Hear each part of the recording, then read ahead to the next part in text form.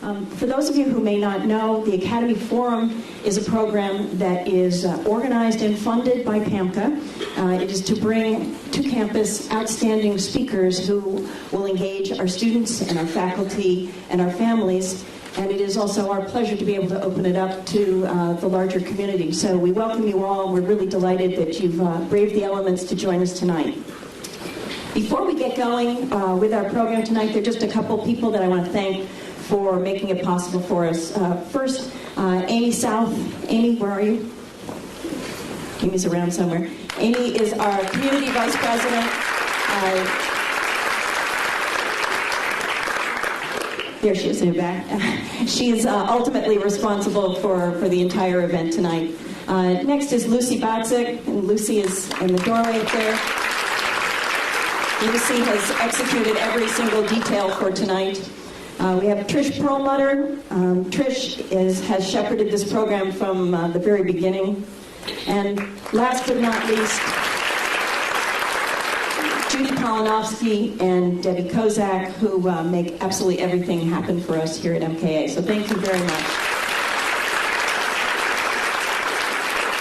So now, without further ado, it's my pleasure to introduce the headmaster of the Montclair Kimberly Academy, Tom Namick.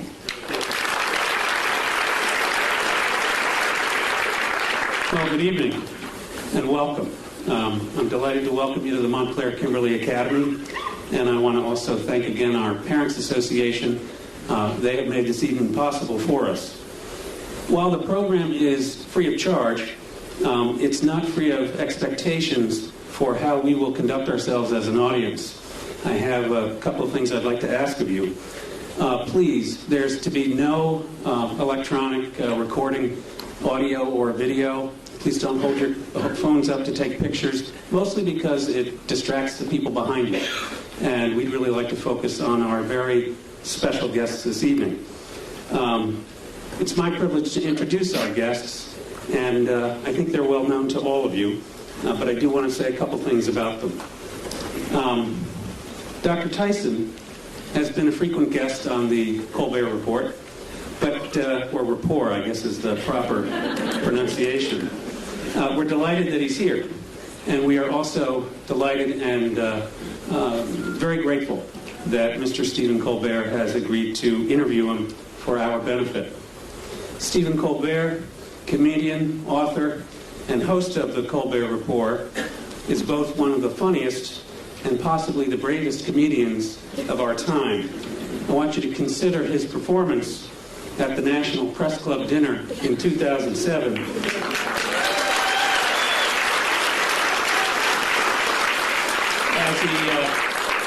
As he stood just a few feet from the President of the United States, known to the rest of us as the most powerful man in the world.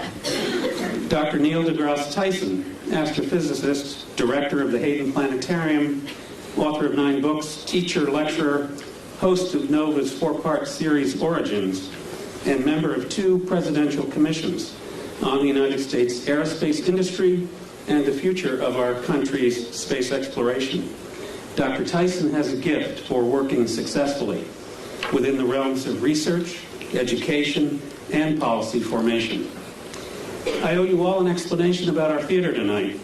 What you see on stage is the beginning of a set for a 7th grade production of Romeo and Juliet. This year's selection for what is, as I said, an annual performance.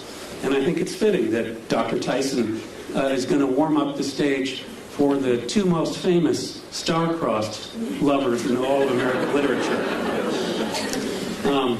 It occurred to me that there are a few things that Stephen Colbert and Neil Tyson have in common, and I wanted to comment on them. Both of them share an overarching purpose to make sense of the world. They also share a common strategy. They often look to the stars, human or heavenly, for evidence of how things work. Though Stephen Colbert is far tougher on the objects caught in his gaze, whereas Dr. Tyson is only known to have obliterated Pluto. They share methods in their respective fields, whether it is the search for evidence that makes sense of the world and the universe, or the creative construction of questions and tests by which the truth and significance of who or what is before them are evaluated. Perhaps then they both have something in common with William Shakespeare, the desire to provide their audience with a lens to see the world from a previously unconsidered point of view, and not just as others would have us see it. So while the stars may be dazzling, training and instinct appear to have taught each of them to look away from celestial bodies. I'm really sorry, I have to get that bad cliche in there somewhere. And to consider the effects that those celestial bodies have on everything and everyone around them. In addition to the challenging questions that each of them make us confront, their work has given the world a little more of that very rare and gem-like substance known as the truth, or in Stephen Colbert's case, truthiness. And we are very grateful. Ladies and gentlemen, Mr. Stephen Colbert and Dr. Neil deGrasse Tyson.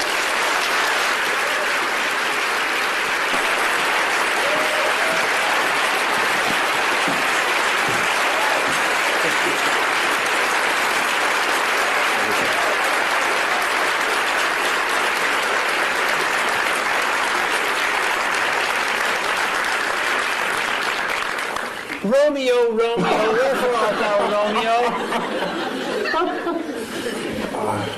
I don't know. Neil, thanks so much for coming today. Yeah, no, thank you. Mr. Dr. Neil deGrasse Tyson is, he's been on my show 6 times. And often when I come out to greet the audience before I do my show, they ask me, who's your favorite guest of all time? And I say, not just for volume, but it's Neil deGrasse Tyson. Because not only do I love what Neil knows, but I love that he loves what he doesn't know. Always interested in the next thing to learn. Oh, yeah. And always roll to whatever idiocy my character wants to throw on him. I think the only time I ever surprised you, as you told me a little while ago, was I asked you, should scientists go to Argentina or hike the Appalachian Trail? Yeah, I want people to talk about them.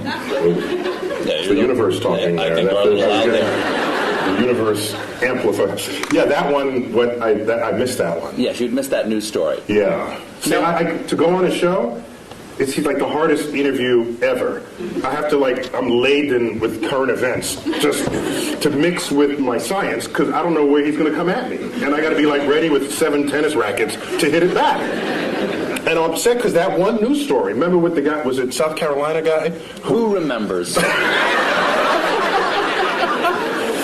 He goes to Argentina and becomes well known for having done so. And you asked me straight out, should scientists visit Argentina more often to become better known? And it just went, you aced me on that one. You're welcome. Now, Neil, we've got a lot to talk about tonight. Yeah. A lot of subjects. Science is a big thing. But I want to start off with, this is not a bribe. I want to start off with... What's these chairs? I feel myself sliding. No. Exactly. When we first walked in, I said, oh, welcome to the barn raising. I realized we were speaking before the Amish tonight. Now it's going to make it tough to talk about science and technology. All right, Neil, I want to start. I want to start in a broad way. Are you tweeting now, or are you actually trying to interview me? No, I'm just looking at photos of myself. Get a little work done. I need a little freshen up. Now, let me ask you a very basic question. Mm-hmm. Science, from scientia, Latin, meaning knowledge. I didn't take Latin, but I'll take your word for it. Mm-hmm. Is it better to know or not to know? I think, well, my blunt answer is it's better to know. All right. But that is debatable, though. Well, I said it's my answer. Yeah. I mean, somebody else might have a different answer. For instance, Oedipus might have a different answer. Yeah. Yeah, I mean, I think... Is knowledge always a good thing? I have to say yes. Why? Because it empowers you to react and possibly even to do something about it if something about it needs to be done. Okay, but who we are is what we know, right? Part of who we are is what we know. And our identity is often based on how we see the world. Yes, and our personality for sure. And if we learn something that does not jive with how we think about the world, won't we have to re-examine who we are? Yeah, it could mess you up. Yeah. Once again, I'll go back to Oedipus. He plucked his eyes out rather than know anymore. Yeah, well, people back then, they did stuff like that. Yes, people back then, not people today. So I think there are people who would not know, who would rather. I remember the old days. I don't know if it still happens. A doctor would find out if you had cancer, they wouldn't tell you. They wouldn't tell you. Give it to me straight, Doc. Yeah, and why would you even have to say give it to me straight unless there was a day when they didn't give it to you straight? If I have 5 years left, I want to know I have 5 years left. Because I'm going to do something different in those 5 years. Neil, yeah, I have some terrible news. But there are some people who don't want. There are some people who don't value science. And if they don't value science, are they valuing ignorance? Yes, but I will not pass judgment on them. What I will say is, if they are at maximal comfort in their ignorance, fine. Except that they will not be the participants on the frontier of cosmic discovery. They will be disenfranchised. Hello? Hello? I'm sorry, I've got a phone call. Hello? I'm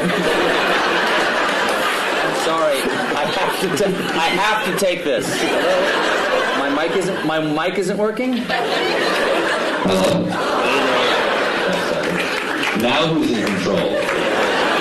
So they won't be in control of the next participant. No, they won't. Not only will they not be on that frontier making any discoveries, they're not in a position to enhance their life for having access to those discoveries themselves. Can knowledge ever be a bad thing? I don't think so. What about actions that knowledge takes us to? Do you think that Oppenheimer, when the bomb went off, and he said, "I am become death, destroyer of worlds," do you think he perhaps questioned for a moment whether the knowledge they achieved that led to the creation of the bomb perhaps should have been left undiscovered? Do you know what he said in response to those kinds of questions? Yes. He said, because people said, have you usurped the power of God? Have you? And he said, if God didn't want this power to be there, he shouldn't have put it in the atom in the first place. Kind of an interesting point, I think. What are we saying is that the world is accessible to us. So would you say, don't smelt the ore and make iron and make a sword out of it because you could cut yourself? Back then, that's the counterpart statement from the Iron Age. And if you were around back then, you'd be sitting in this chair saying, don't make the sword, because you would unleash evil on the world. Okay, I'll step back from don't make the sword. How about don't lick the flagpole in February? Yeah, You will learn something. You will learn something, but at a price, Neil. that'd be data. It's a data cost. It is. Yeah. There is a data cost for that, isn't it? Yeah. Also, Adam and Eve. They ate of the tree of knowledge of good and evil, and they paid a price. Yeah. So God does put things into atoms he doesn't want us to know about. However, I think Yes? I don't want to blame the knowledge. I want to blame the behavior of people in the presence of the knowledge. So maybe we need better knowledge management. Do you think that scientists go? You can applaud him. He's the hero. Well, how about this? Do you think that scientists should be allowed to do anything they can? I heard a big no over there. Someone just said no. You know, people made fun of him for doing this, but during one of President Bush's State of the Union speeches, Bush 1 or 2? Bush 2. He said he warned against man-animal hybrids. Okay? And a lot of people, like me, made fun of that by showing pictures of, like, Senator Alligator Man going, boo, boo, yay, man-animal hybrids. But if scientists could make man-animal hybrids, wouldn't they? There are scientists who want to make man-animal hybrids. Should we make man-animal hybrids? I ask you, Senator Tyson. Should there be any limits like that? I think there's some creepy things about that, and I've met some scientists who would think that'd be an intriguing thing to do. Yes. Okay? So I think we as a society, as a democracy, what we should do is come to some understanding of what the prevailing social mores are. And no, science should not cross those barriers. And by the way, scientists are often ones to try to prevent that. Einstein among them, for example. He didn't want to make the bomb after he first told Roosevelt he should make the bomb. He changed his mind because his conscience, his moral conscience, descended upon him. Scientists are not without moral code here. So as a culture and as a society, we decide what should be the prevailing cultural mores, and I think we should all be beholden to those. What do you think of the portrayal of scientists in movies? Because often, for instance, the scientists who make the Terminator, they're the bad guys. Scientists lead us to the Terminator, or they create the superbug that wipes out the world, or they enrage the monster at the bottom of the sea. When you part the curtains and at the bottom of all of that, there's a politician funding that research.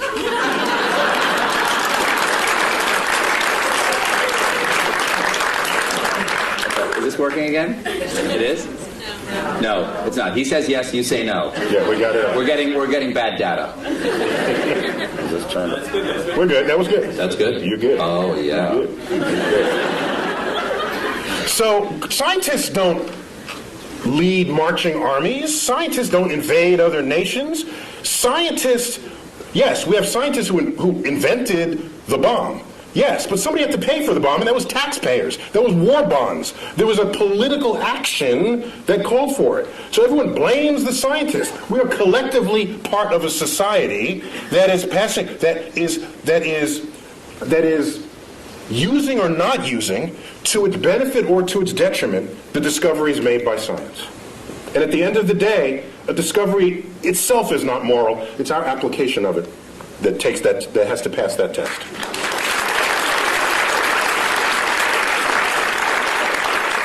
Would you agree that there's a distrust of science on a certain level in our country? I mean, unless it's, going to grow my hair back. Yeah, the right. Science... Or do other things to your anatomy, yes. Right, exactly. Yes. Science, exactly. Yeah. Science, I've gotten those emails.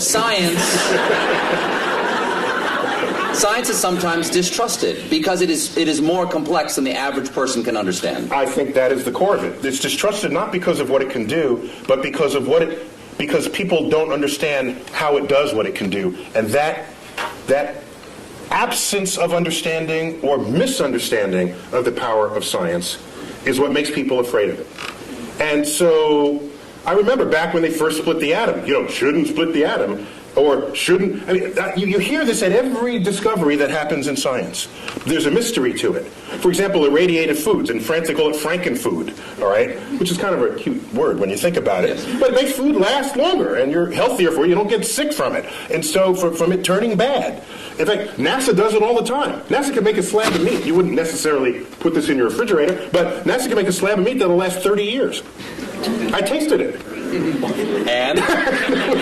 Delicious? No, it was, there's some restaurants' food reminds me of what that tasted like. But I'm just saying that just because you don't understand it doesn't mean it's bad for you. Go figure out how it works. That's why we need a scientifically literate electorate, so that when we go to the polls, you can make an informed judgment. And you can draw your own conclusions rather than turning to a particular TV stations to have your conclusions handed to you. Now, Arthur C. Clarke. Comedy Central accepted. Exactly. Okay. Arthur C. Clarke's famous dictum about sufficiently advanced technology. Yes, it is. Arthur C. Clarke had several laws of culture and the world, one of which was any sufficiently advanced technology is indistinguishable from magic. So, if something gets too complex for the average person to understand, It's magic. It's like magic. And you have powers that I don't trust because I don't know what you're going to do with it next. Whereas if you understood how it worked, you'd say, "Hey, give me one of those." I mean, that's how that would work. That's how that plays out. do you think that's where the debate over? I think that's where the debate over evolution and creation science comes. Is that the complexity of evolution is so grand that it is hard to conceive of how the incremental changes come. And once something becomes so complex that I can't understand it, there's nothing between that and God saying, let it be. Well, one of the beauties of evolution is that complexity does not come about from complex ideas. The ideas are actually quite simple. And you can show on a computer how those simple forces can generate complexity given enough time and enough variation in environment, which is just what the history of the Earth supplies. So science literacy is an important part of what it is to be an informed citizen of society. Let's get away from our understanding of science, or lack thereof, and get to science itself. Okay. Okay. I'm with you. Here's a transition from talking about us mixing science and religion and getting back to science. Mm-hmm. God is truth, people think. Mm-hmm. Okay, some believe God is truth. Truth is beauty.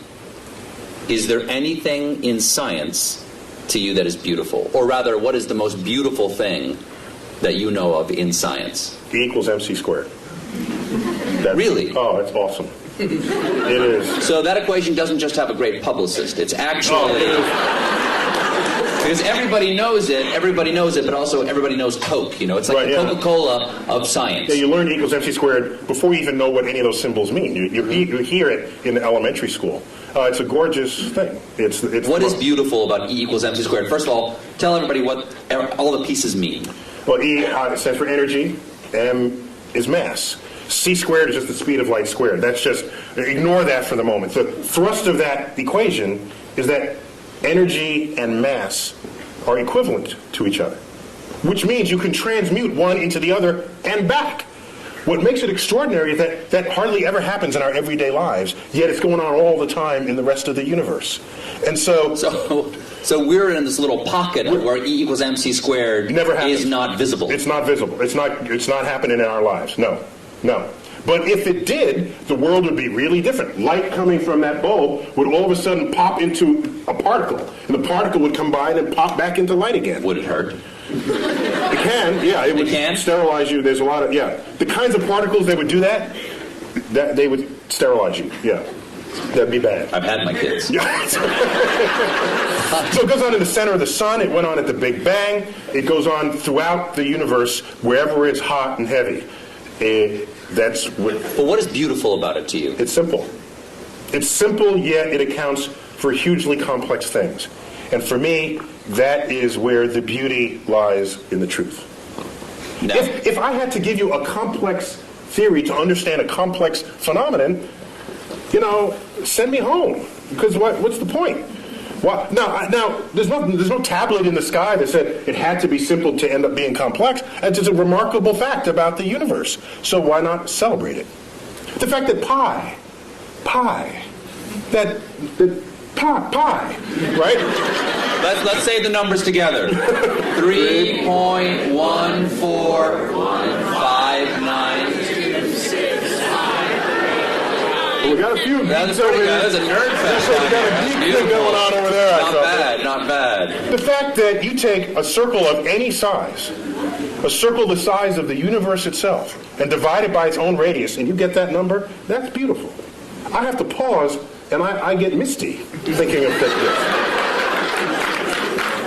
I'm sorry, that's just another one, that the atoms and molecules in your body are traceable to the crucibles in the centers of stars that manufactured these elements over its lifespan, when unstable, on death, exploding its enriched guts across the galaxy, scattering it into gas clouds that would ultimately collapse and make a star and have the right ingredients to make planets and people.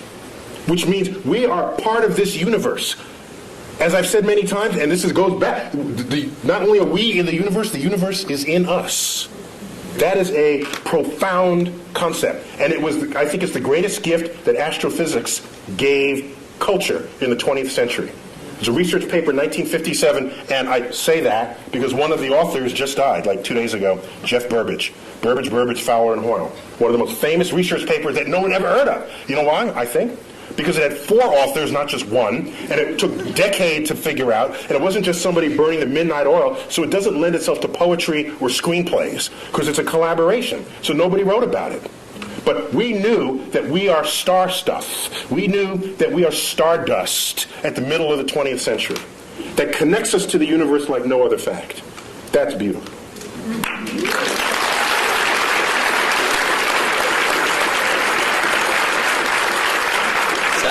Sounds like you have written poetry about it. Once it gets in you, you have, the only way it comes out is poetically. No! You write poetry. You write sonnets. I don't know if they're sonnets, but occasionally a word rhymes in it, and I don't know what to call it. But sometimes if you feel deeply about something, I think the greatest poetry, not that I'm an astrophysicist, right? That's my disclaimer. Mm-hmm. But some of the greatest poetry is revealing to the reader the beauty in something that was so simple you had taken it for granted. That, I think, is the job of the poet. And so, the simplicity of the universe, which started this part of our conversation, I think, if it doesn't drive you to poetry, it drives you to bask in the majesty of the cosmos. So what drew you? You said that this is the beauty of astrophysics, or the gift that astrophysics gave us in the 20th century. What drew you to astrophysics? Take us to Neil deGrasse Tyson before he's an astrophysicist. Take us to who you are now. I'm living in the Bronx, which in vernacular would be the Bronx. And I'm in a building... Not a lot of stars. No, there's like a dozen or so in the night sky. So you do not have a relationship with the night sky as a city dweller.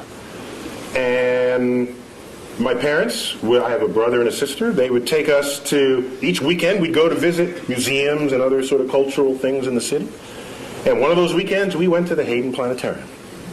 The local planetarium, the one right there in Manhattan. And you sit in the chair, and the lights dim, the stars come out, and I said, "Oh, that's a nice hoax, that can't be real. I'll enjoy it while there's it, but that's fast. They think there's that many stars up there. Like, what kind of, are they pulling my leg?" And a couple of years later, I go out to Pennsylvania in another trip that we took, and I looked up at the night sky, and what persists to this day, and what is an embarrassingly urban thought. I look up at the night sky from the finest mountaintops in the world, and I look up and I say, "It reminds me of the Hayden Planetarium." It's embarrassing. See, I beg forgiveness. Wow. But so strong was that imprint that I'm certain that I had no choice in the matter. That, in fact, the universe called me. And I wonder that if I'd grown up on a farm and the universe and the sky was just always there, I wonder if that would just have become wallpaper to me, and I wouldn't have then been struck by it as I was at age 9. I'd never known anything of it. And then it just slaps you in the face. And from then on, I was hooked. It took 2 years for me to figure out you can do that as a career. But starting at age 11, you asked me, that annoying question adults ask kids, what do you want to be when you grow up? I heard a comedian say, you know why they ask? Because they're looking for ideas. Paula Poundstone said that. If you asked me from age 11, what do you want to be when you grow up, I would have told you flat out astrophysicist. And my whole life aligned to that. Got a telescope, got a camera, photographed it. All my science fair projects. One was getting the spectra of the sun and analyzing features in the spectra. I built the spectroscope. So I was like nerd kid, card carrying. But I was bigger than other kids, so I was insulated from a lot of what might otherwise happen to nerd kids. But you wrestled, too. I was captain of my high school's wrestling. I've seen you in that wrestling outfit. Oh. You can rock a singlet. Well done. Now, singlet is what you call the one-piece... they know. No, okay. So, you wanted to become an astrophysicist. That leads to another question, which is, Is it better to not to know? It's better to know. Can it be beautiful? Yes, it can be beautiful. Is science a thing, or is it a way to look at the world? Is it a verb, or is it a noun? It is both. The world is not just, is it this or that? Is it a planet or not a planet? It's sometimes... You must choose. It's fuzzier than that. Sometimes... So if I have a lot of facts in my head, if I can absorb a lot of facts, am I a scientist? No, you're a fact memorizer. In fact, I'll accept that as a compliment. Our academic system rewards people who know a lot of stuff, and generally we call those people smart. But at the end of the day, who do you want? The person who could figure stuff out that they've never seen before, or the person who could rattle off a bunch of facts? At the end of the day, I want the person who could figure stuff out. And science... Say if we're trapped on an island. Exactly. What, the professor on Gilligan's Island? It's not a matter of how many facts he can recite. It's like, there's a coconut, and there's a thing, and you have a ham radio. That's, exactly. Okay? Seawater, you stir in the salt water, you hook the wires up to Gilligan's fillings, and then you listen to his ear. Listen in it. So, it's an understanding of the relationships. While we're on it, Ginger or Marianne? Totally Ginger. Ginger. Complete. That was like, she came around the wrong time of my life. I'm telling you. It was like Ginger all the way. For sure. So it's a way of approaching the world. It's a way not only of approaching the world, it's a way of equipping yourself to interpret what happens in front of you. I think of science, the methods and tools that enable it, as kind of like a utility belt that you walk around with. And you come upon something. Are you a superhero? Yeah. In your mind, are you a super scientist? Actually, when I was a kid, I wanted to be Mighty Mouse when I was a kid. Really? I wanted to sing opera as I went to sing. Here I am to save the day.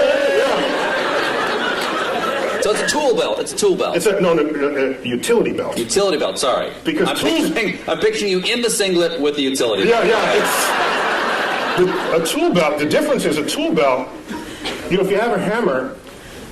As they say... You can hammer in the morning. You can hammer in the morning.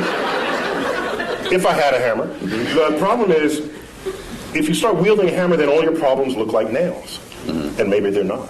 Maybe it's more subtle than that. And so your toolkit has to be able to morph into what is necessary for what it is that you confront at that moment. And so, yes, you're equipped with methods of mathematical analysis, methods of interpretation. You know some basic laws of physics. So when someone says, I have these two crystals, if you rub them together, you'll get healthy. So rather than just discount it, because that's as lazy as accepting it. Both of those are just lazy brain. What you should do is inquire. So do you know how to inquire? And every scientist would know how to start that conversation. They would say, well, where'd you get these? What kinds of ailments does it cure? How does it work? What does it cost? Can you demonstrate that it works? And you go through this whole, and at the end the person's in tears because they weren't prepared for that level of questioning. And so science literacy is vaccine against charlatans of the world that would exploit your ignorance of the forces of nature. Neil, if you don't like the crystals I gave you, you can just say it. And they're not working for you because you don't believe.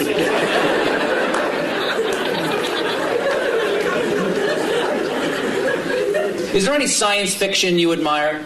Or that you enjoy? Or do you see the holes in science fiction and go, I can't enjoy that? Of course he would know the effects of a neutron star. He doesn't know tidal forces? Like, do you have that problem? You got that right. You got that right. Do you have that problem? I only have the problem if the movie is marketed for its accuracy. Number one. Number two, they got to get some basic science right. After that, I'm okay. So, for example, in the latest Star Trek movie, they had this liquid. The red matter. The red matter, thank you.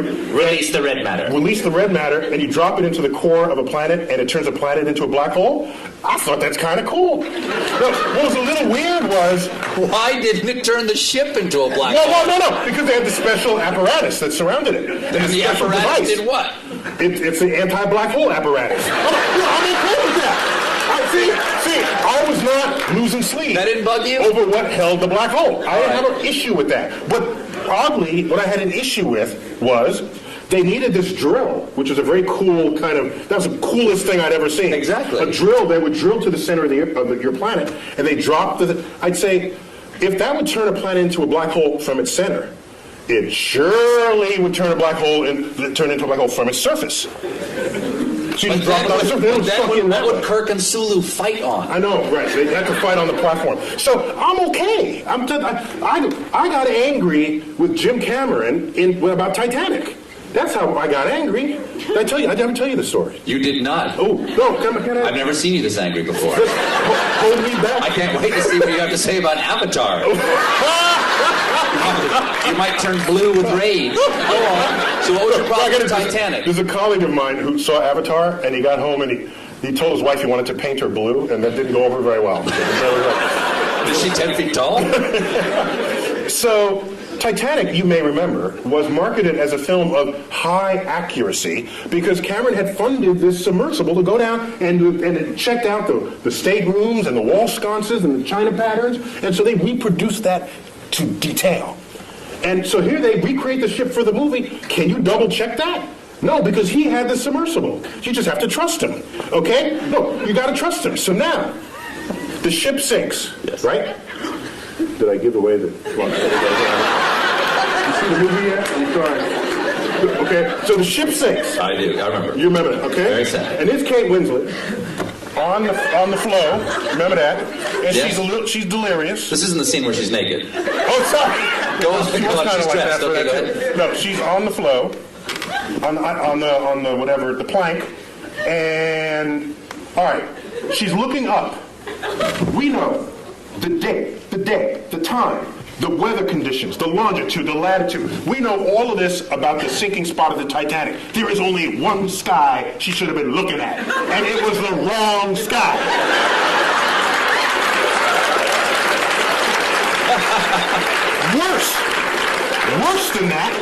Worse than that, the left side of the sky was a mirror reflection of the right side of the sky. So it's not only wrong, it was lazy and So odd. halfway through, they just went, just flip it.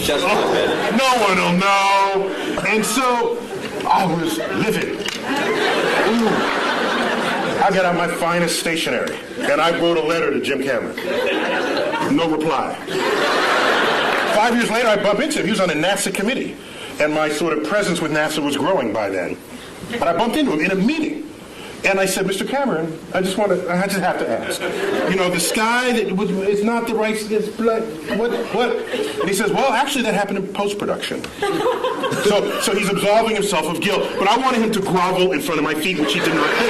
Now, wait. So I was angrier after that. Later on, Wired magazine honors him for Discoverer of the Year, Explorer of the Year, and they want to hold their party at the Rose Center for Earth and Space. You don't come into my house and get the sky wrong. Okay? Is my microphone working? Or did it fall? You're loud enough, you don't need a microphone. There we go, it fell down. Can you hear me now? Mine, yes. Okay. So, he's in my house. And as a courtesy, they extended me an invitation to have dinner with a small group of them after this award ceremony. So I said, yeah. So we go to dinner. There's 6 of us at the table. The wine is pouring. So I said, Jim, I don't know if you remember, but I brought this up some time ago about the sky. And I wouldn't be so upset, except that everything else you boasted was so accurate. And we can't even check how accurate that is, but anybody can spend $50 for a planetarium sky program and look at the sky and know that you got the wrong sky. What gives? And you know what he said? He said, last I checked, worldwide, Titanic has grossed $1.3 billion. Imagine how much more it would have grossed if I gotten the sky right.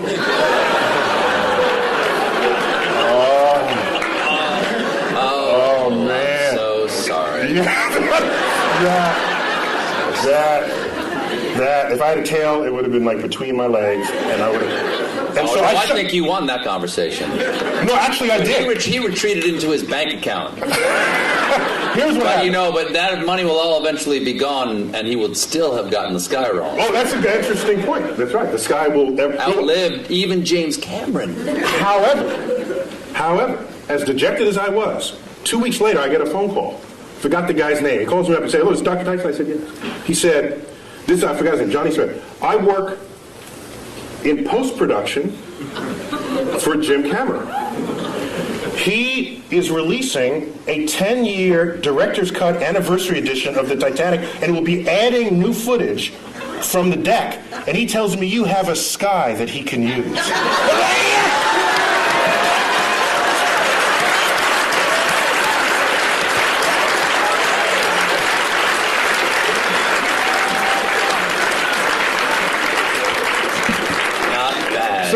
Not bad. You got your taste, right? You got a little taste. Yeah, right? it was good. No, I'm not. I'm a public servant. Yeah.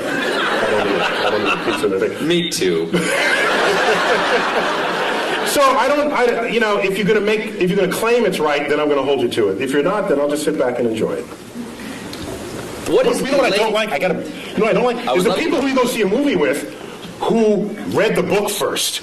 Get rid of them. They don't belong in the movie theater. All right? It's like, the book was better. Well, get the hell out of Get out of the movie theater. Then go back to your book. Leave me alone. Those people I can't stand. Stay home. We should not go to the movies together. Now, okay, I got three different things. What is the latest discovery in astrophysics that we should all know about? One of my favorite. I got to go back maybe 6 months for that. 8 months, may I? Okay. Okay. Well, we discovered water on the moon. That's kind of cool, because where you're going, you want there to be water. All right? That's a good thing for life. But what struck me the most, earlier in 2009, we discovered methane on Mars. Methane. If you have a gas stove and you live in a city, chances are it's methane. It's a flammable gas. You say, well, so what? Who cares? Except that methane is the byproduct. It's a part of the gaseous effluences of anaerobic bacteria, which on Earth operates deep in the intestinal tract of farm animals. That's a very scientific way of saying there are Mars farts. That's what you're saying, right? I didn't want to say it. Yeah. You got a doctor in front of your name. You can't say stuff like that. I can't say stuff like that. But that means that is possibility, or is that yeah, there's life, but no one will come out and say it? It means while you can generate methane other ways, such as sunlight. It's a combination of pressure, temperature, and energy source. You can manufacture methane. Magic. But chemical magic. Yeah. Chemical magic. But it is a natural byproduct of bacteria that thrive in the absence of oxygen. And you don't have oxygen deep in your intestinal tract, neither do any farm animals. And if you're down under and Mars doesn't have oxygen. So it's tantalizing to think that maybe there are life reservoirs in aquifers beneath the Martian soils. As I was saying before about is it better to know or not to know, and there are things about our own identity that we take from the knowledge that we have, yes, we do. or the things that we don't know, the assumptions of things that are not there to be known. And instead of using the word identity, I'd say they have an impact on our ego. Yes. Because the more we learn about the universe, the smaller we get, all right? In time, in space, in size. And so if you go in... Not the way you just described it. The way you described it, you're a supernova. Well, that makes you bigger. Well, I think if you know about what's going on, then it's not mysterious and you're a participant in the unfolding cosmos. Otherwise, you are consumed by it and you fear it and you shun it. And you say, I don't want to know that I live on a speck called Earth, orbiting an undistinguished star in the corner of an ordinary galaxy in an expanding void of the cosmos. There are some happy thoughts in there, like understanding how that worked, recognizing that the human brain figured that out. That's kind of cool. There's a lot we still don't know, but what we do know, I think we can sit proudly and celebrate what we know about the universe. Maybe now, not every one of us figured it. Took a few key people like Newton and Einstein, but we learned what they taught us, and each of them stands on the shoulders of giants that came before them. just as the quote goes, let's celebrate it, not fear it. But if we found out that there was life someplace other than Earth, what do you think that would do to our identity or our ego? It may signal a change in the human condition that we cannot foresee or imagine. I think it would. Now, I think the issue would be not if we find bacterial life, which is kind of what we're looking for now. Bacterial life, there's no question about whether in our mind's eye we reign supreme over bacteria, although it can win. Bacteria, do you know in 1 linear centimeter of your lower colon lives and works more bacteria than the number of people who have ever been born in the history of the world? So in fact, we are just hosts for bacteria to lead their lives. So from the point of view of a bacteria, we're just a place to live. A dark, warm place to live. But we're a planet, and they don't believe there's bacteria in any of the other planets. that'd be an interesting sci-fi novel. So the real issue is, if we find life on another planet that's smarter than we are, that would totally mess with our ego. That'd be the last, nail in the coffin of our ego. That used to be, well, we're humans, and we're on Earth, and Earth is small, and sun is insignificant. That'd be the last one, and I don't know how we'd be able to handle that. Do you think that there have been discoveries that have happened? For instance, I have heard discoveries that have changed our point of view about the universe that we are not aware of, that they've changed. In other words, the change has been so gradual, we don't realize we see the world differently. Has E equals MC squared, because that's coming up on 100 years? I'll tell you. Yes, it is, actually. Well, no, we're past the age of... Last year was 100? No, 1905, so 2005. Okay. But so I got one for you. Has that changed us? I got one for you. In the 1920s, which was a watershed decade in the history of science, in that decade, we discovered that not only our galaxy, the Milky Way, is not the only existence of anything in the universe, that there are other Milky Ways out there. That recently?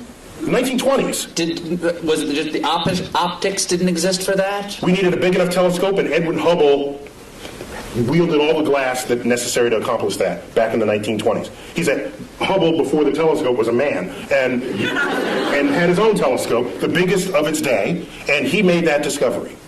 That there were these spiral fuzzy things in the night sky. We thought they were just local to us. They're whole other systems of stars.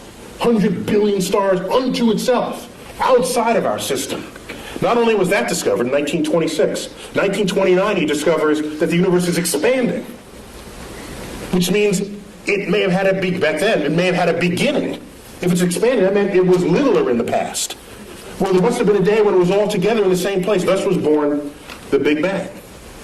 Okay, so now, also in that decade, quantum mechanics, quantum physics was discovered. That is the science of the small, the science of electrons, protons, neutrons, particles, nuclei. At the time, you'd say, this is just physicists burning tax money. Because who cares about the atom? I got my horse to feed. I got kids. You got issues in society. Yet it's quantum mechanics that is the entire foundation of our technological revolution. There would be no computers. There would be none of what you take for granted, your iPod, your iPhone, cell phones, the space program, without our understanding of the laws of physics as they operate on that atomic and molecular and nuclear level. And so the chemist has no understanding of the periodic table of elements without quantum mechanics. To them, it's just a list of elements. Quantum mechanics tells you why this column is there, and that's there, why this mates with that, and why that makes a molecule with that. That's quantum mechanics, and it's unheralded.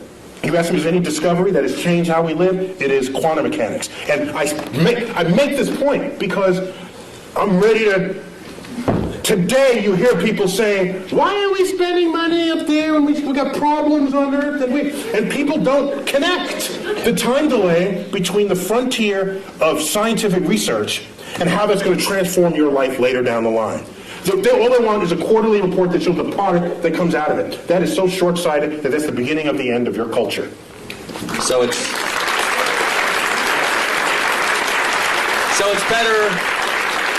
better to know.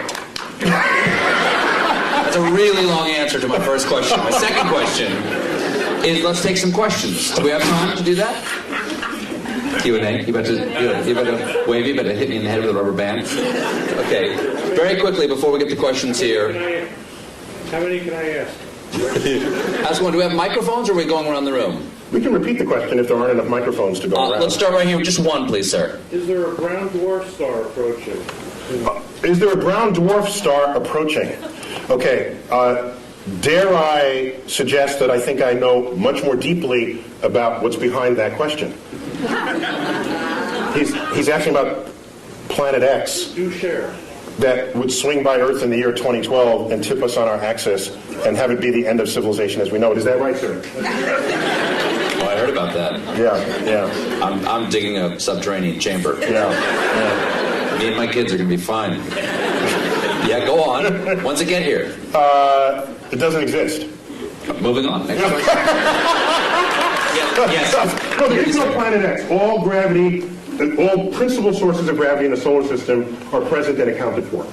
Anything Yes, we sir. discover now are tiny and insignificant, like Pluto's relatives. Yes. Yes. Anything to say about Apophis. An asteroid the size of the Rose Bowl. Discovered December 2004. Headed towards Earth. It's not alone among asteroids headed towards Earth, except that this one is headed, there's a whole set of asteroids that cross Earth's orbit. That alone is not a problem. You cross the street all the time, but at different times the trucks drive by, okay? So the issue is, are you crossing the street when the truck is driving there at the same moment? That simultaneity is what matters. Apophis, when you ran the calculations, showed that there was a chance of it hitting us in the year 2036, with a close approach in the year 2029 on April 13th. A Friday, by the way. But here's what's significant about that. We've had close approaches before, but none this close. This is the size of the Rose Bowl, and on April 13th, 2029, it'll come close enough to Earth to dip below our orbiting communication satellites. Do you think 2.5% is a big number for that asteroid to come to Earth? No, right now the best estimates are several in a million that it will hit us in 2036. And if it does, it will likely hit the Pacific Ocean, plunge into a depth of 3 miles, explode, cavitate the ocean, send waves of tsunamis. The first one from the impact. The second one, because the water splashes back into the cavity, goes high into the air, drops back down and sends another pulse. This will go on about 40 times. There'll be multiple tsunamis. I was just on the Santa Monica beach 2 nights ago because Santa Monica is the first city to get hit because it's the beeline right up from Santa Monica, 600 kilometers into the Pacific. 5-story tall tsunami would take out the entire west coast of the United States. But nobody has to die because we know this well in advance. But I think 2 people will die. The stupid surfer who wants to surf that tsunami, we know people like this, right? You see them. And you know who else? Of course, the weatherman who wants to bring the camera guy closer. Can you see the waves hitting the shore? Okay, take him out too. We don't need either one of them, and then we'll get on with it. That would be a great James Cameron movie. Yes. Tonight there's a wolf moon. Can you explain what that means? What's a wolf moon? Okay, each full moon of the year has a name, and there are regional variations among those names. And the wolf moon, it's when it's snowy and the wolves howl. You can see the wolf in the light of the moon because the landscape is white, and the wolves don't turn white, so you can see them against this. And so, depending on if you live in a region where there are wolves, that would be what you would call it. Other full moon names you've heard of, the harvest moon is one of them. The honeymoon is one. That's the moon that's in June, the honeymoon, because that moon actually never gets very high in the sky. And it's amber the entire time. It takes on the color of honey. It's just called the honeymoon, and you get married in June. And that's where you get the name honeymoon for that. Yeah. Anyone over here? No? Yes, sir. I think, in astronomy, probably dark energy was sort of a real game changer about 10 years ago, the discovery that the expansion of the universe is speeding up. If there's a game changer in the next 20 years, what is it? The question is, dark energy, he said 10 years ago was like a game changer. Can I foresee any game changers on the horizon? Well, it turns out dark energy was not as much of a game changer as you might think. because we already had a slot for it in Einstein's equations. We already had a placeholder. No one had ever measured it before. So we just assumed it was zero and got on with life. The moment it was discovered, we said, hey, now we can stick it in the equation. It's like, whoa! Its presence in the equation shows that there's this force, there's this pressure operating against the action of gravity, making the universe accelerate in its expansion.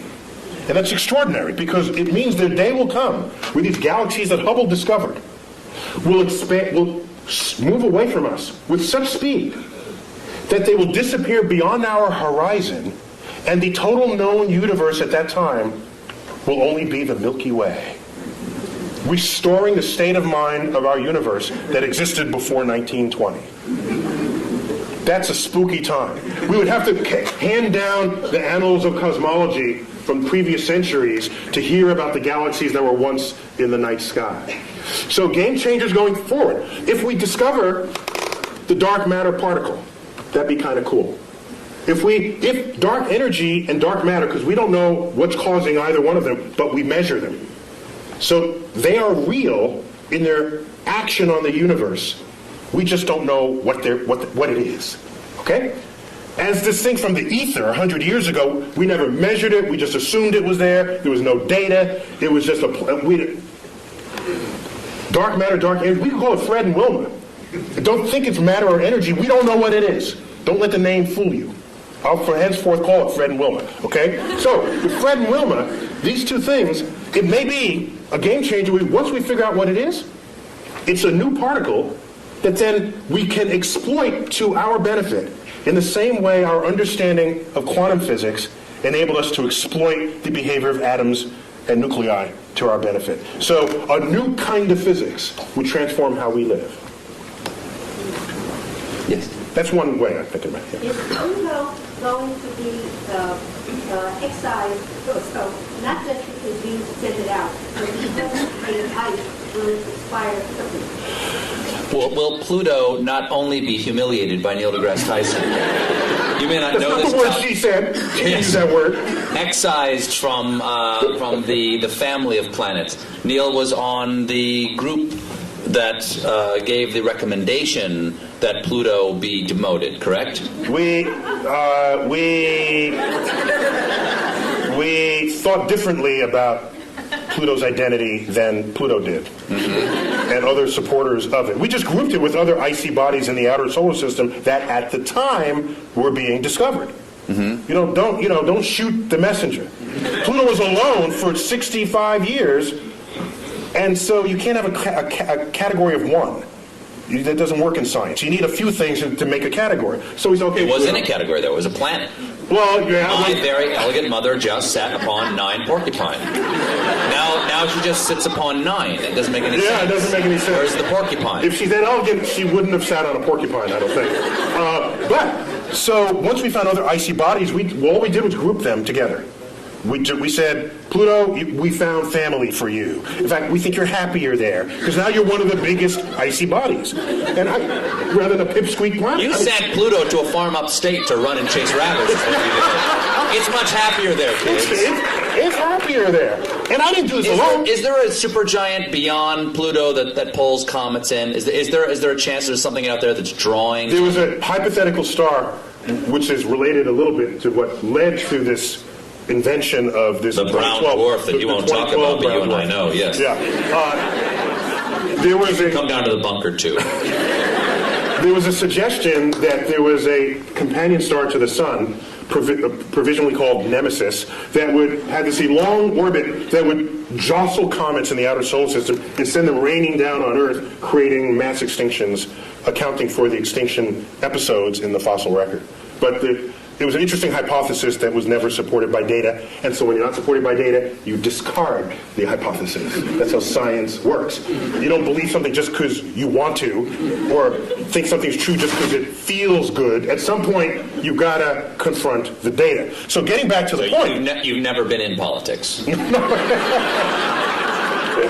So getting back to the point, the recognition that Pluto is made half ice, and ice evaporates, so will Pluto one day disappear? No, Pluto's too far away from the Sun for that to ever meaningfully evaporate and disappear completely. Yes? What was the of the Large Hadron Collider? What was the plan, did you The say? point. The point of the What Large Hadron was the Collider. point? He speaks in past tense as though we're done with it. We what just is? turned on the switch, the Large Hadron Collider in Switzerland. The point of the Large Hadron Collider was to embarrass America, to make us feel bad that we didn't have our collider built back in the 1980s when it was first funded. That's the whole point of the Large Hadron Collider. It's Europe saying, ha, gotcha this time. Now, apart from that ego bit, it's to probe nature on levels of energy never before seen.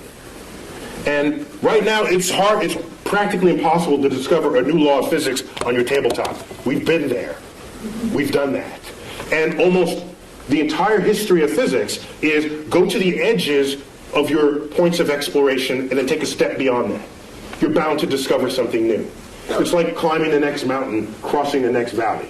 So, the Large Hadron Collider, the energy inside that particle accelerator will exceed the energy of all accelerators that have ever been built before, probing nature as never previously imagined. What is the Higgs boson? Higgs boson, that's a particle proposed that you can think of it as a kind of it's like think of it like molasses. Okay? Okay, not molasses. It's a field through which all particles move, and the interaction of those particles with that field endows them with the mass that we measure for them. It is granting them the property of mass. We have yet to find this particle, but if we do... So mass is not explained presently. That's correct. We just measure... We don't know why we get fat. we don't know why something has mass right now. That's correct. And so now let me ask you something. If you build let's say you build an equation this way. You've got an equation over here, you built it, and it's a house, okay? And you've got another equation over here that works. It's another house. But in your mind, you think, these two houses are actually probably should be one house. You invent something that fits into the shape between the two houses, right? Yes. Like you've got a shape between the two houses. Goes, okay, there's something in the universe that is the shape of the space between these two houses. Yes. Does that necessarily mean that thing is there? The history has shown that almost every time we propose something that connects one house to another, if those two houses themselves work, there's something in between them connecting the two. For example, in 1930s, we had this experiment with the 1930s. Quantum physics is in place. We start probing the atom. We find out there's an atomic reaction, a nuclear reaction, where there's some missing energy. We account for all that, and there's something missing. We say this much energy here, and then it's missing here. And we swear we accounted for everything. Fermi comes up, a famous physicist, said, I bet there's a particle that came out of that reaction that escaped with the energy before you had a chance to measure it. E equals mc squared. Well, that would have endowed that particle with its energy to do so, the mass to do so. And even MC squared is in every one of these, it's all over the place. It's written with E equals MC squared. The point is, he hypothesized the particle, gave it the properties that it would have to account for what was seen. That's your conduit between the two houses. Then he says it's got to have this much energy, and it's got to be pretty hard to detect because we surrounded this in lead, and it just went straight through the lead. So I'm going to propose a particle that's hard to detect. And it's got to be little, because there's not that much mass, and it has no charge, so it's neutral. So he called them neutrinos, little neutral ones. He hypothesized. He said, let's look for them. 20 years later, they were found, neutrinos. And now we kept them coming out of these reactions. He built the porch, the walkway between the two houses. Practically every time you have two working understandings of the world, and they have to coexist in the same universe, there's something that's going to connect them. It's like electricity and magnetism, previously discovered as separate things, until Faraday and Maxwell said, hey, wait a minute, this works and that works, and they kind of smell like each other a little. Maybe they're the same thing. So a whole theory came out to put the two together, and it is the theory of electromagnetism. You know this word. You just take it as a single word, but those used to be separate concepts. So we're going good with this. We're on a roll here. So why not continue? Yes, right there. Do parallel universes exist? Do parallel universes exist? We don't know. The parallel universes are losing favor to the multiverse.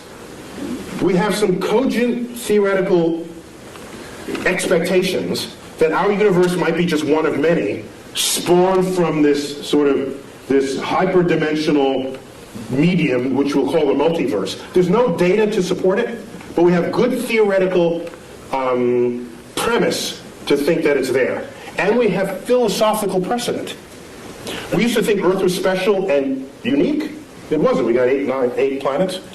We thought the sun was special. It's one of 100 billion suns. Thought the galaxy was special. No, it's 100 billion galaxies. We have one universe. Or do we? The track record said, why should there only be one?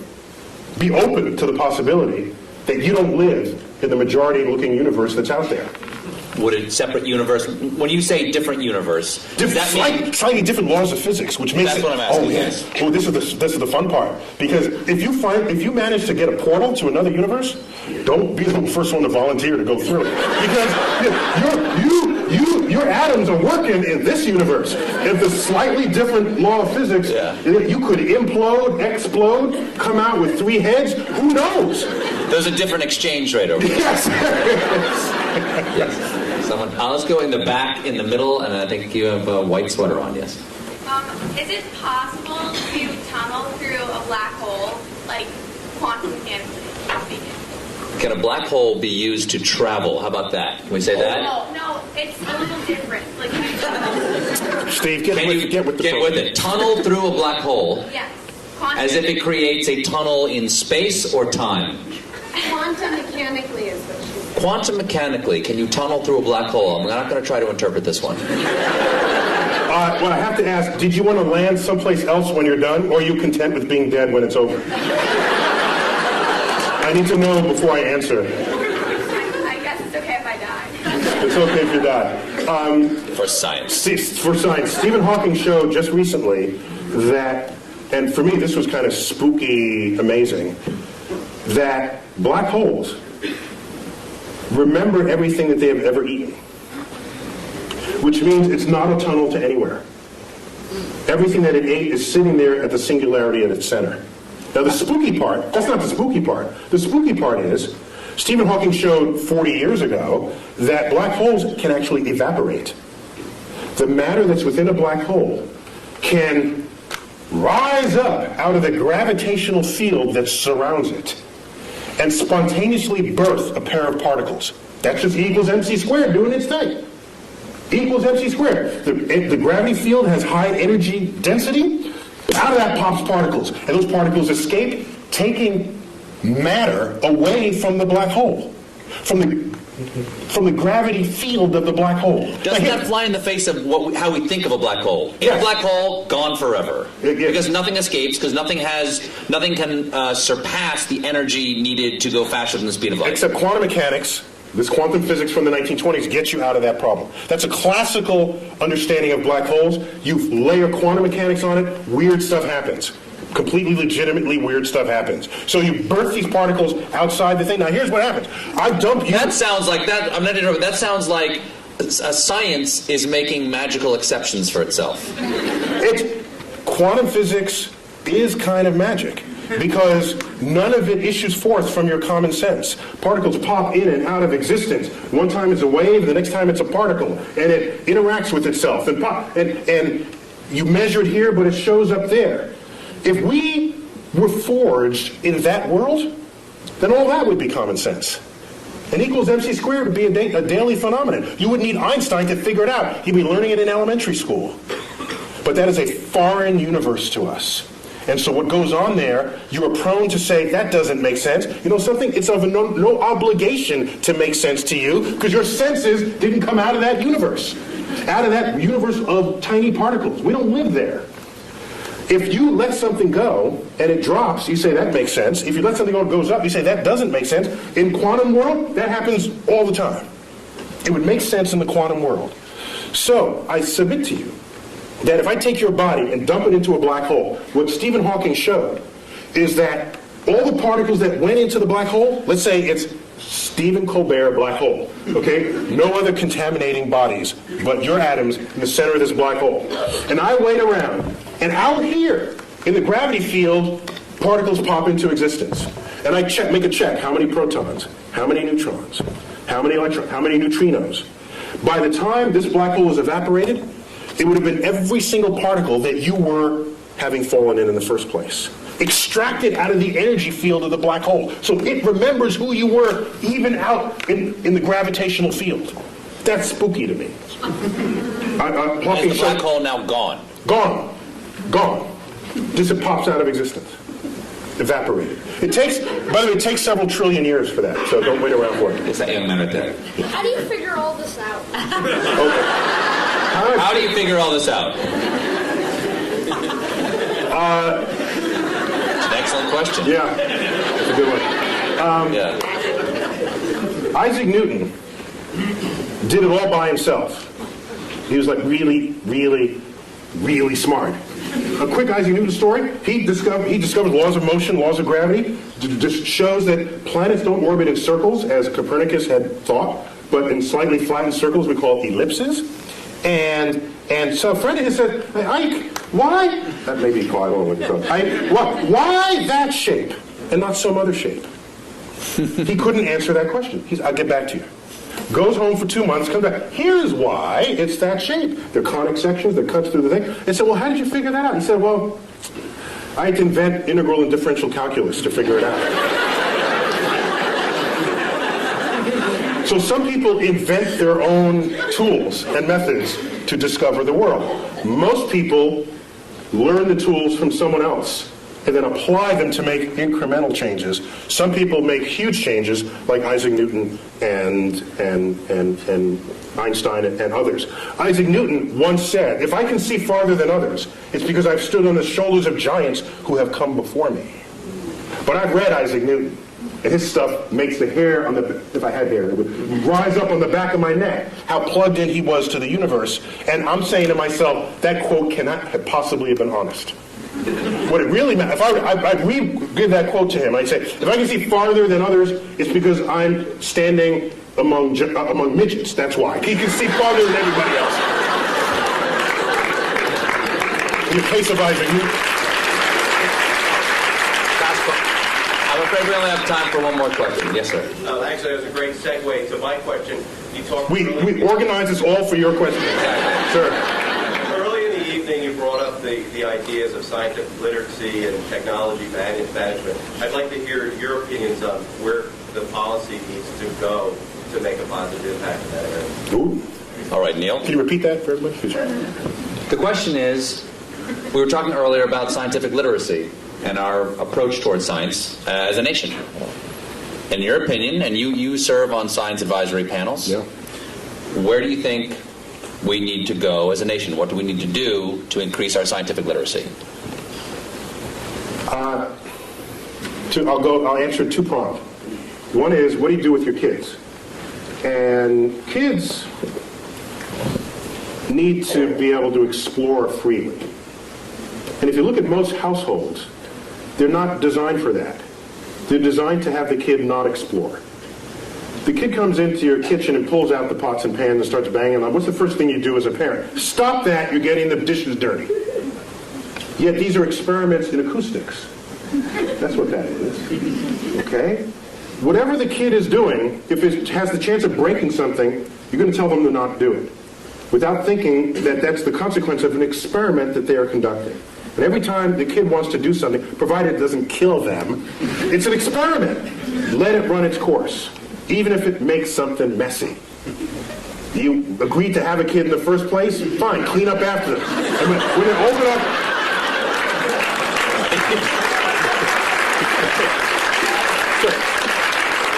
Because it's those seeds of curiosity that is the foundation of what it is to become a scientist.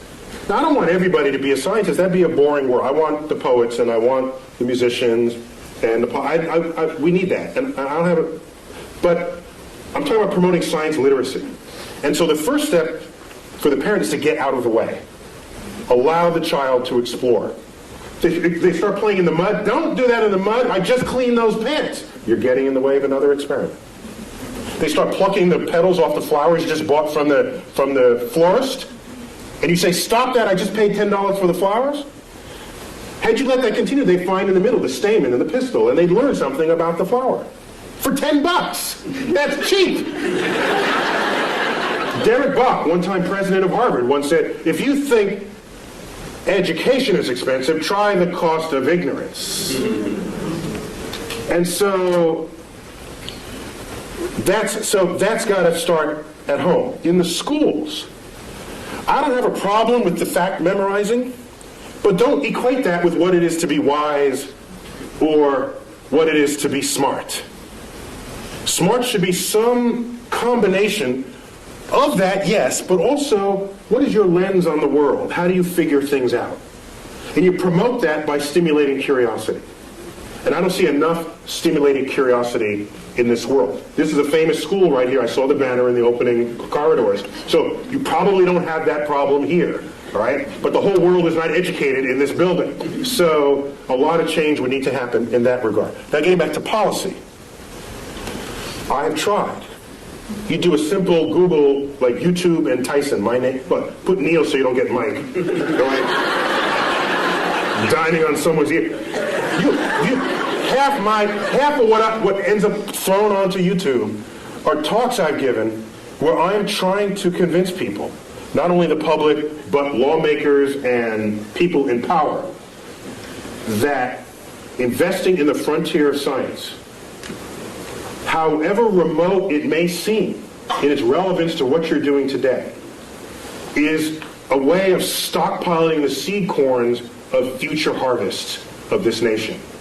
And those seed corns, what they do is, whether or not you know it today, advancing a frontier, history has shown, has advanced a culture ever since the Industrial Revolution got underway. And we can speak more hegemonistically about it, that anyone who has embraced the powers of technology has enjoyed economic wealth, the likes of which the world has never seen, attendant with strength of security. Okay? And so people say today, they'll say, suppose the next terrorist attack is like a chemical attack. Do you call out the Marines, or do you get your best chemists to figure out what to do about that? There's a point where your weapons are not as useful as the brain of the scientist who you could bring to bear on the problem.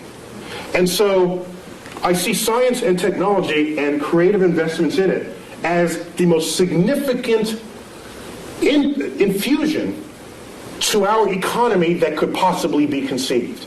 The problem is it's not going to boost the economy next quarter. It's got a time horizon longer than most people have the patience for, and most politicians have the re-election cycle to be tolerant of. So what we need is a longer view on those investments. I don't want to have NASA going hand in hand trying to get money to stimulate the frontier of cosmic discovery. And that frontier now involves biologists in the search for life, chemists in understanding the soils of Mars, aerospace engineers. You know what I don't want to do? I don't want to stand in front of 8th graders and say, who wants to be an aerospace engineer so that you can design an airplane that's 15% more fuel efficient than the one your father flew? That's not going to get them. But if I say, who wants to be an engineer and design the airfoil that'll fly in the rarefied atmosphere of Mars, I'm going to get the best students in the class, and you know it. Because that's an exciting project for smart people to work on, motivated people to work on. And when you have them, they invent stuff. They discover things. They transform the culture in which we live on a time horizon that is not easy to just tell someone in a one-sentence soundbite. And what I want is a level of science and cultural literacy that will allow the public to be able to think beyond the election cycle, to think for themselves and say, this is a good investment.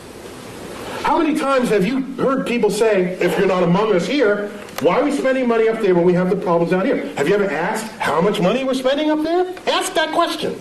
You know what the answer is? I've asked people, how much money do you think we're spending? here's your tax dollar. How much do you think? 10%? 15%? Those are the kinds of answers I get. You know how much is getting spent? The rovers, the space station, the space shuttles, all the launch vehicles, all the NASA centers is 6/10 of 1 penny on your tax dollar. 6/10 of 1 penny pays for it all. And you're telling me, why are we spending money there and down here? If you need that money to solve these problems, you got some other problems going on. Okay? That's a whole other problem with society. So, I'm sorry, I'm getting off. So my point is, I think the greatest, the greatest need is to be able to have the foresight necessary to make investments on the frontier of science, even if at the time you make those investments, you cannot figure out how that might make you rich tomorrow. Michael Faraday, in the 1840s, was the first one to pass a wire through a magnetic field. And it made a little meter tick it moved a meter. He hooked up to it. Now this guy, you do this and this happens. That's kind of cool. If you're nerdy, to a nerd, that's a cool thing, right? You do this and this happens.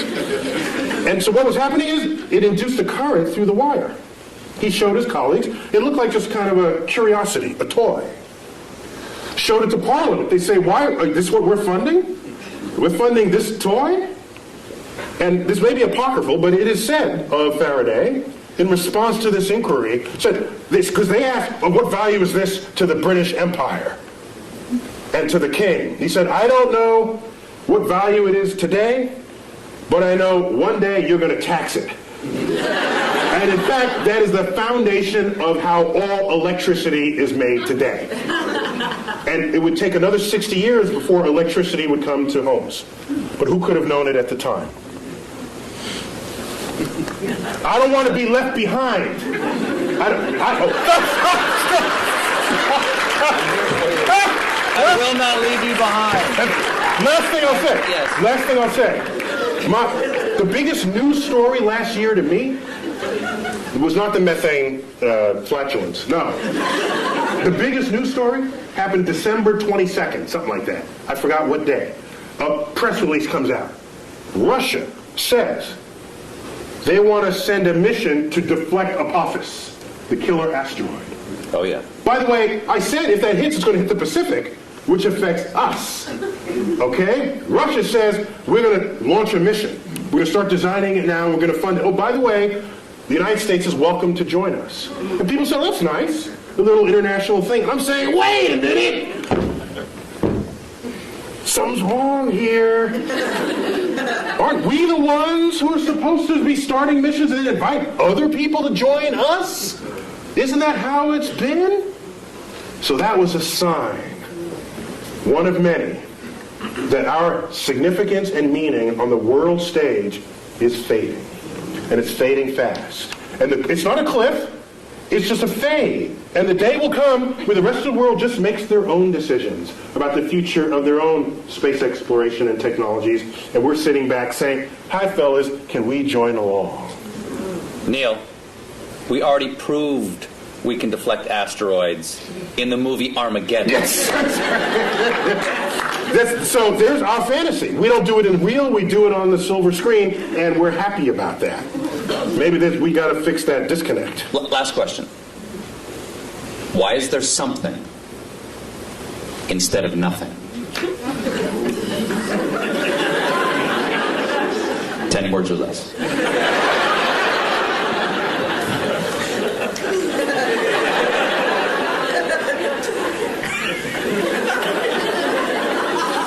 Just because. So I got to do this in haiku then. Okay. Okay, 575. Words that make questions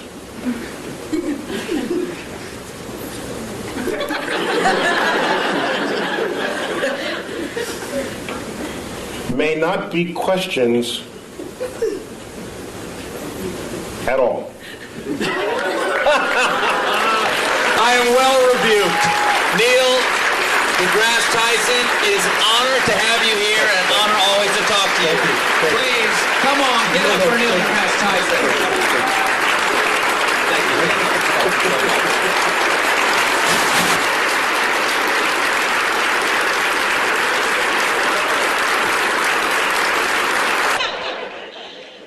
Dr. Tyson is going to be down here. He will be signing books until 9:30, so if you'd like to come down and have a book signed, feel free. And for the rest of you, thank you all for coming, and home safe.